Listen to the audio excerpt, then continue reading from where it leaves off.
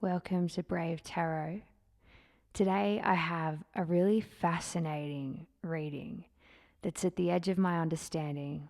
It's very layered and it begins with a symbol.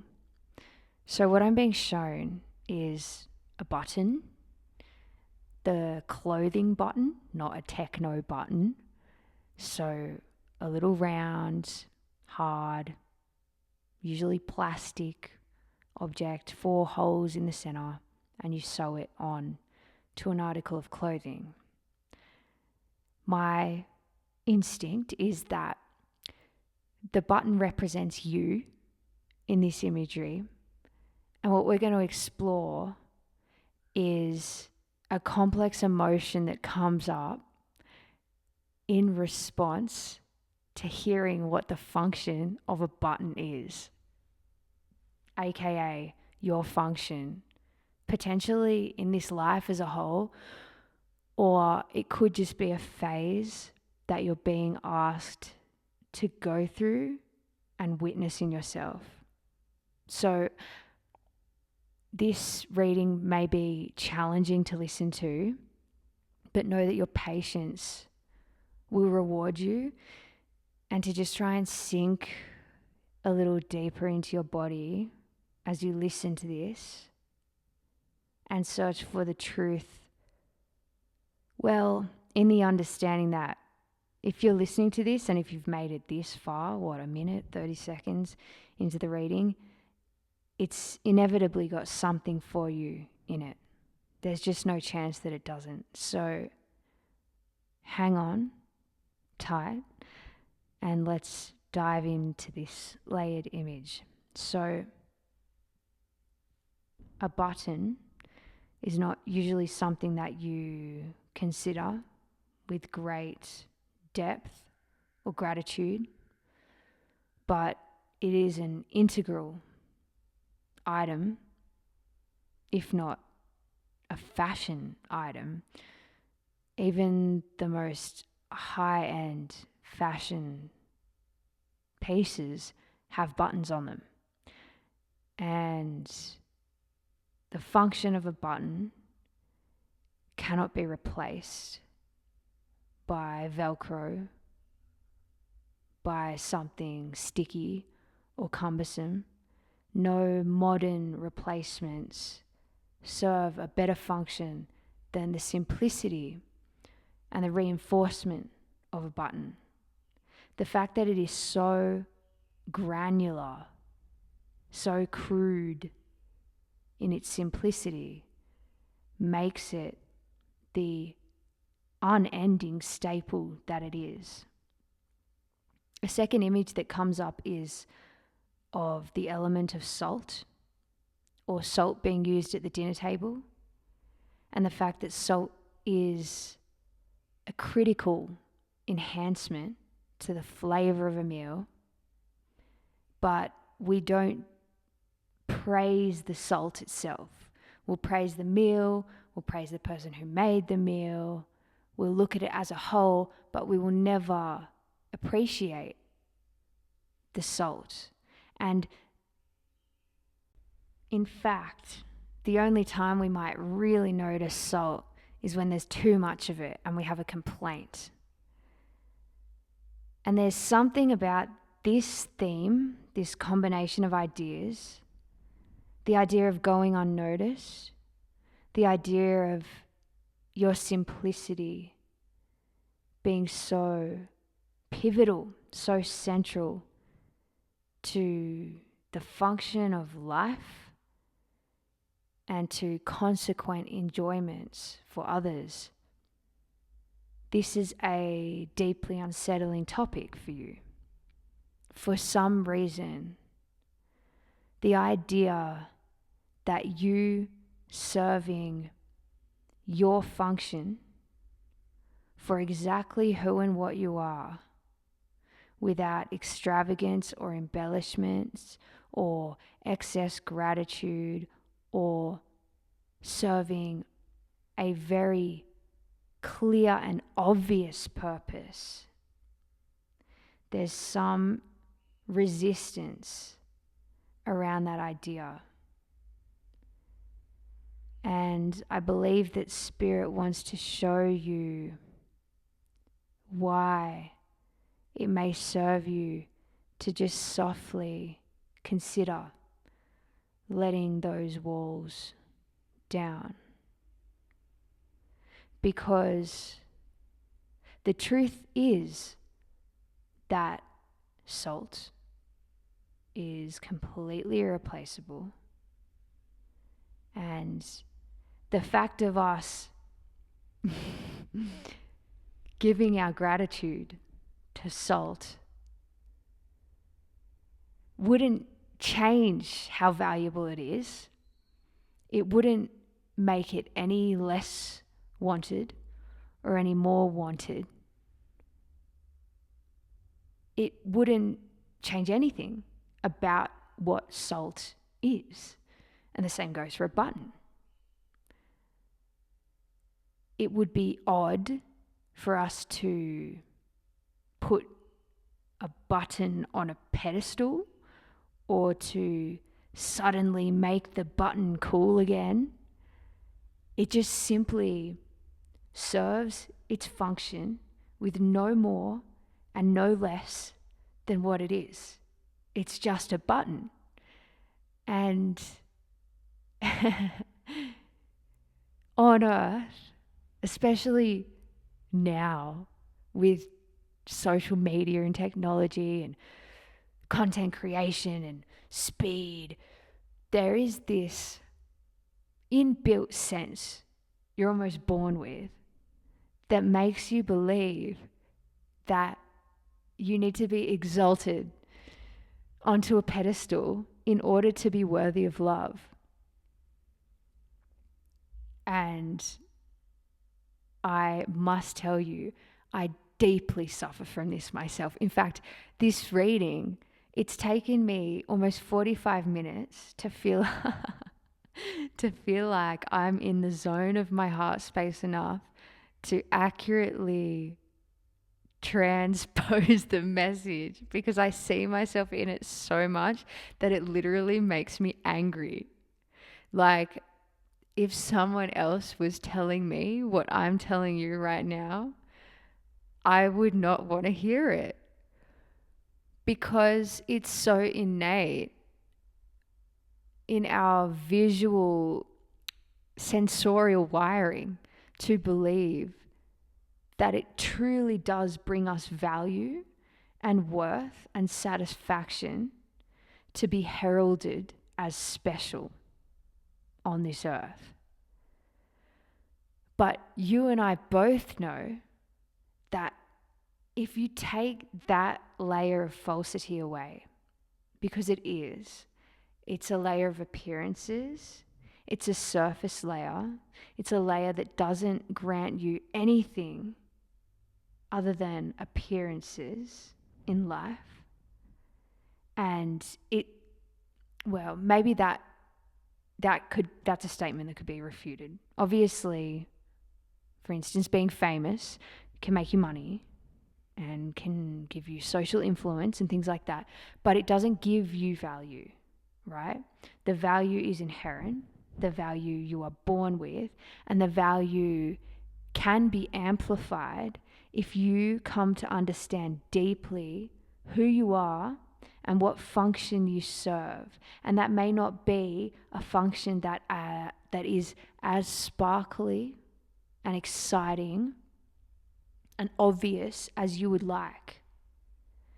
But at the end of this life, and at the fundament, that is so irrelevant to whether you were gloriously fawned over by heaps and heaps of people. Because just like salt or like a button,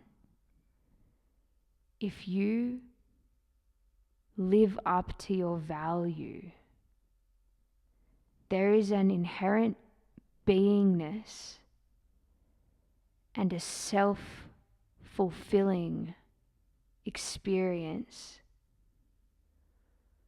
of being what you are that nothing in this life could reward you more than that. And that is truly, that's the ultimate truth of being, is that experiencing being the thing you are is more satisfying than any other thing you could possibly do. Trying to receive appreciation from the outside for being the thing you are is not going to change the thing you are. It's genuinely not going to enhance the experience of being the thing you are, right? A button does not feel more buttony by having the world tell it how good it is. Do you see how irrelevant that is? A button, if we were to personify or animate a button's experience of being a button, the most value and the most life-bringing substance that a button can experience is by being a button and doing what it does, which is sit unnoticed on a piece of clothing and hold everything together. Like, the function of a button is so grand, and it is equally as important as the whole jacket, as the sparkly, glorious final piece of clothing that it sits upon. And just because it doesn't receive the credit, it doesn't mean it's any less useful. In fact, it's of vital importance, and nothing could be as it is if that button did not exist. And there is some deep bliss to be found in the total surrender that is letting go of thinking you need everybody to notice just how much value you hold. And if you feel like you need them to notice, then you aren't internalizing that value yourself. And you need to look again at the button. See, the frustration that was coming up in me as I was channeling this message this morning was that I kept seeing this image of the button and I'd say, Spirit, what comes next? Like, but why the button? Tell me why the button is special. Tell me why things are going to get better for the button. Tell me why the button is better than everyone else. And Spirit just kept zooming in on the button. And it was like, circle back. Keep going back to the button. You haven't understood the foundations of the button yet. You don't appreciate the button yet. And there's no use in extrapolating until you wholeheartedly conceive of the fact of its value. And you can appreciate it for exactly what it is without needing any more. And then there's this wave of grief that comes up where it's like, oh, I hadn't appreciated the button. And it is really simple how beautiful, timeless, solid, and certain its function is. If you stop striving for something more and you not even noticed but acknowledged, because you already know that the principles of what you have now and what you are now are all you're ever going to need in this life. And ultimately, you're always going to come circling back to these things. And that might involve you noticing that you're not so much a person whose voice is projected all over the world, but is someone who creates pivotal exchanges between other people. Maybe you're a bridge. Maybe you elicit change in others. And maybe if you were to just notice that and not resist the fact that you thought you wanted something else, just being that and just serving that purpose may begin to nourish you. And you'll realize that that's actually what you care about more than anything. So it may serve you to return to the fundamentals of your being. And if you still feel open and unsatisfied by the end of this message now, Spirit's advice is to sit with a piece of paper and write down what comes up as a response to this message. If you let go of all your guards and you admit what is really true about me, and what might I admittedly be okay with in the end if I let go of relentless ambition. You know, it's like seeing somebody you loved, who you had a big fight with, and you spent years away from each other, and then you finally both let go and come back together and admit that the love far outweighed the disagreement. And actually, in hindsight, the fact that you postured yourselves against each other was a bit of a shame. And you wasted time when you could have spent it enjoying each other's company. It's like that, but in your own solitude.